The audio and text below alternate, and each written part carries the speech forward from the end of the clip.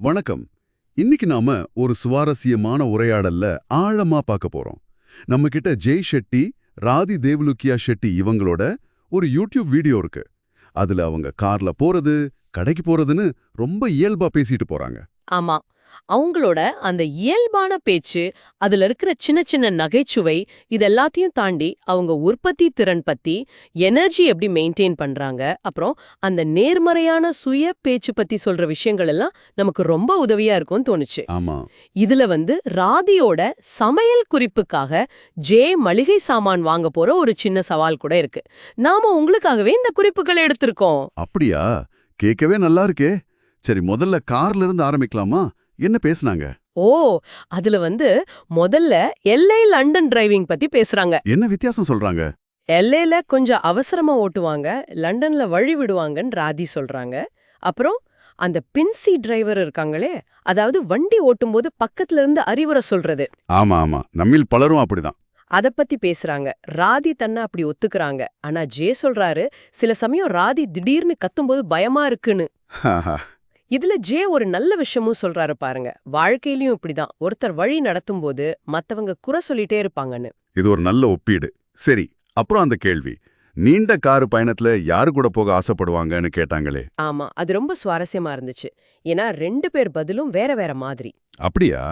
J Steve Jobs, Martin Luther King, Einstein மாதிரி பெரிய ஆளுமைகள் கூட போகணும், அவங்க பேசுறத கேட்கணும்னு சொல்றாரு. ஓ, அவரு கேட்கத்தான் விரும்புறாராம், பேச இல்லையா?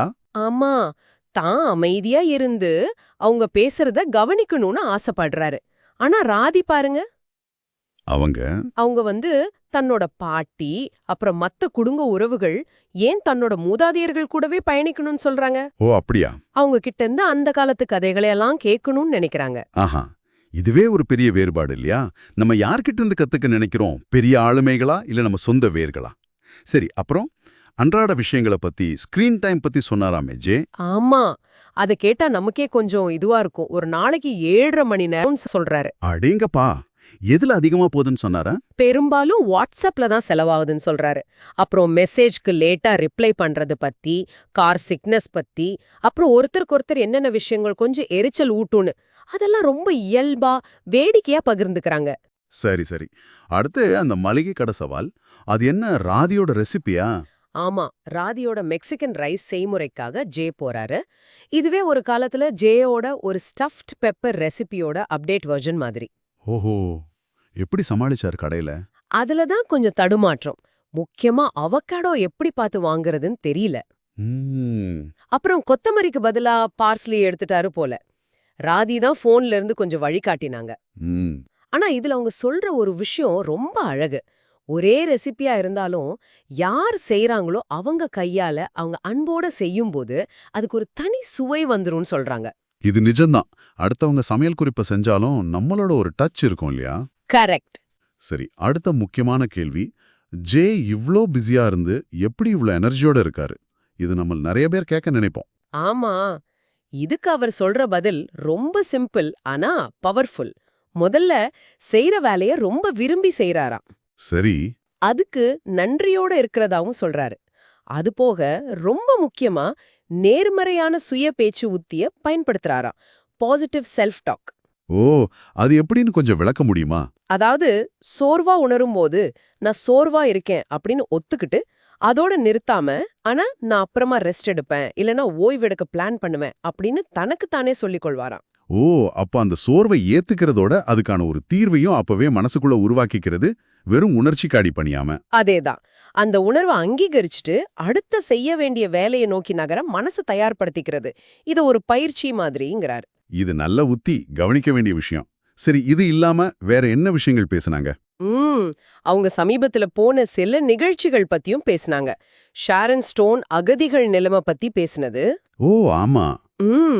அப்புறம் கிளாரன்ஸ் ஜாக்கி அவாண்ட் மாதிரி சமூகத்துக்கு நிறைய செஞ்சவங்களை கௌரவிச்சது பத்தியும் பேசினாங்க. இதெல்லாம் அவங்களுக்கு சில விஷயங்களை யோசிக்க வச்சிருக்கு.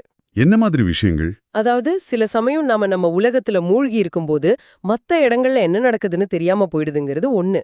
இன்னொன்னு, நம்ம கூட இருக்கிறவங்கள, நாம அன்புக்குரியவங்கள நாம எவ்வளோ தூரம் கொண்டாடுறோம், அவங்க கதைகளை கேட்க எவ்வளோ நேரம் ஒதுக்குறோம். முக்கியமா நம்ம பெற்றோரோட கதைகளை அதெல்லாம் பத்தி யோசிக்க வச்சதா சொல்றாங்க. ஆமா இல்லையா? இது ராதி தன்னோட மூதாதையர்கள் கூட பயணிக்கணும்னு சொன்னதோட நல்லா பொருந்துது. கரெக்ட், ரொம்ப சரியா சொன்னீங்க. அப்போ இந்த உரையாடல்ல அந்த ஜாலியான இயல்பான பேச்சோட சேர்த்து ஆற்றல் மேலாண்மை, நம்மளோட நாமே பேசிக்கிற விதம், மத்தவங்கள மதிக்கிறதுன்னு நிறைய ஆழமான விஷயங்களும் இருக்கு. குறிப்பா ஜே சொன்ன அந்த சோர்வா இருக்கேன் ஆனா டெக்னிக் ரொம்ப பிராக்டிக்கலா இருக்கு. நிச்சயமா இந்த உரையாடல் உங்களுக்கும் ஒரு விஷயத்தை யோசிக்க தூண்டிருக்கும்னு நினைக்கிறேன். அதாவது உங்க எனர்ஜி லெவல் நாள் முழுக்க சீரா இருக்கணும்னா நீங்க உங்களுக்குள்ள எப்படி பேசிக்கிறீங்க, அந்த சுய பேச்சு எந்த அளவுக்கு முக்கியம்னு என்னைக்காவது யோசிச்சிருக்கீங்களா? இல்லனா கடைசியா எப்போ உங்க வாழ்க்கையில ரொம்ப முக்கியமான ஒருத்தரை மனசார பாராட்டுனீங்க, இல்ல அவங்க கதையை கேட்கறதுக்குன்னு கொஞ்ச நேரம் ஒதுக்குனீங்க? நல்ல கேள்வி. இத பத்தி கொஞ்சம் யோசிச்சு பாருங்க. நாம அடுத்த பகுதியில சந்திப்போம்.